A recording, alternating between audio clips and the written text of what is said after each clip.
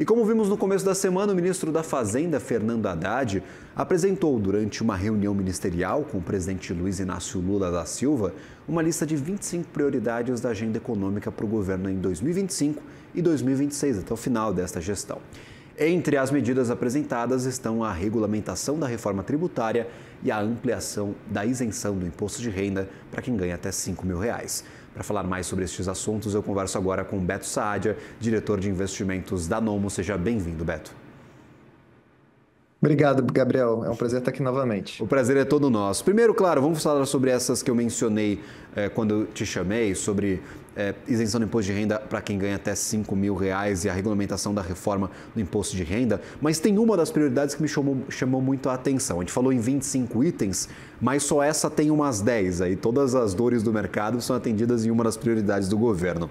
Fortalecer o arcabouço fiscal para assegurar a expansão do produto interno bruto, diminuir o desemprego e manter a inflação baixa e estabilizar a dívida pública. São as principais dores neste momento da economia brasileira, nesta primeira prioridade central do governo até 2026, Beto?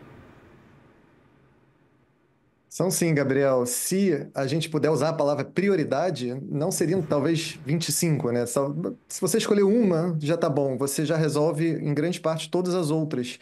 Então, é uma forma diferente de divulgar corte de gastos, né? Porque a última que foi divulgada em novembro, daquela forma bem presidenciável ali do ministro Haddad, e o que foi prometido, que seria, na verdade, medidas de contenção de gastos, na verdade, acabou sendo combinado ali com a reforma da renda, que o mercado entende que não é medida de corte de gastos. Então, para corrigir essa comunicação, o ministro Haddad agora vem e lista 25 prioridades, ou seja, quase que uma carta de intenções. A gente sabe que grande parte disso vai precisar do Congresso, mas o arcabouço fiscal no ano de 2025, na verdade, esse é o maior desafio, tá, dessas 25 prioridades, porque a gente viu que em 2024 o arcabouço fiscal foi cumprido, né, mesmo gerando algum déficit ali constitucionalmente permitido, mas ainda assim o arcabouço em si foi cumprido. Mas 2025 existe um desafio enorme.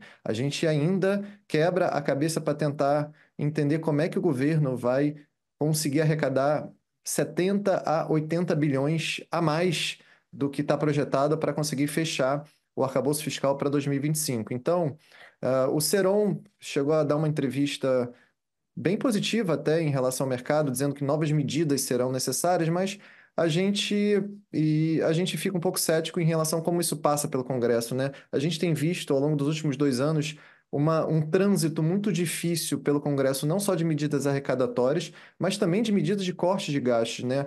Então, tudo isso às vezes vem combinado com muito ruído, como, por exemplo, as emendas parlamentares que acabam tendo que ser liberadas ou não ser, uma necessidade de uma reforma ministerial muito maior do que era feito em tempos passados. Isso já está começando a ser falado agora na mídia. Então, existe um custo político muito grande que tem que ser entregue ao Congresso para que essas medidas sejam implementadas.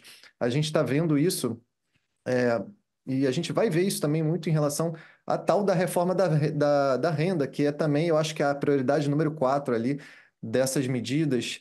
Como que isso, na verdade, vai passar pelo Congresso? Ou seja, como é que o Congresso vai dar isso de bandeja para o Executivo em beneficiar quase 15 milhões de brasileiros a mais que, a partir desse momento, vão ter reduções? Isso é praticamente dar uma espécie de licença para reeleição, né? É um ato de popularidade muito grande. Então, a gente vê um trânsito muito difícil de muitas dessas medidas, mas a primeira e toda é em relação ao fiscal, que tem que reduzir o dólar, que aí fala com toda aquela conversa que eu estava acompanhando aqui na matéria sobre alimentos também. Perfeito. Justamente acho interessante a gente falar sobre esse capital político, do termômetro. As benesses foram entregues nos primeiros anos de governo, que é de se estranhar. Afinal, o governo normalmente acaba gastando capital político para as pautas mais espinhosas, mais duras no início das suas gestões. Agora, esta prioridade para a segunda etapa da reforma tributária lhe parece condizente com o atual momento? Como você identifica, talvez, essa mudança na renda? É uma porção bastante expressiva da população que ganha até estes R$ 5.000. É verdade, Gabriel. A gente acredita que a reforma da renda não passa, tá? Ou que pelo menos exista ou se necessite muito capital político para fazer isso passar.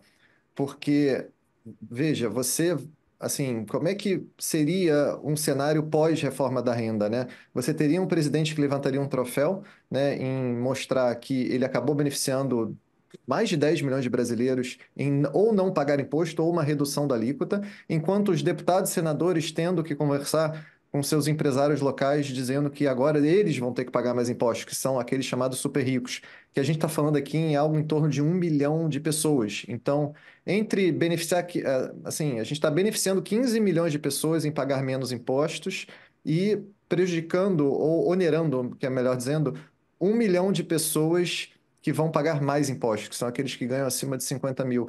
Isso é é, uma carta de passagem ali para o presidente Lula conseguir, e o PT ou alguém que ele indicar, conseguir uma reeleição. Então, agora, assim, economicamente faz sentido? Olha, até faz. Na verdade, se você comparar, na verdade, a escala tributária, né, na verdade, a pirâmide tributária do Brasil, e se você compara com outros países envolvidos, realmente faz sentido, na verdade, mas talvez isso teria que ser discutido em outro momento, porque você tem implicações econômicas também em fazer isso. Lembra que a gente está com a economia ainda muito forte em 2024, então você beneficiar quase 15 milhões de brasileiros agora, isso vai se traduzir para consumo, que vai se traduzir para mais inflação, que é justamente um dos maiores desafios para 2025, que é colocar a inflação de uma meta que está tão longe, que é ali na casa dos 3%. Então, e precisa de muitos juros na verdade, para fazer isso. A gente até acha que, de alguma forma, o Banco Central nem acaba entregando todos esses juros necessários para colocar a inflação na meta, que ele consiga fazer alguma coisa mais paliativa de colocar a inflação somente nas bandas, abaixo ali de 4,5%, em vez de realmente mirar a meta, né? Como é o que deveria o Banco Central estar fazendo agora. Perfeito. Beto Saad é sempre bem-vindo à nossa programação, analisando essas prioridades, essa lista de 25 itens até 2026 do governo federal. Uma ótima manhã a você e toda a equipe. Bom dia e obrigado pelo convite. Agradecido.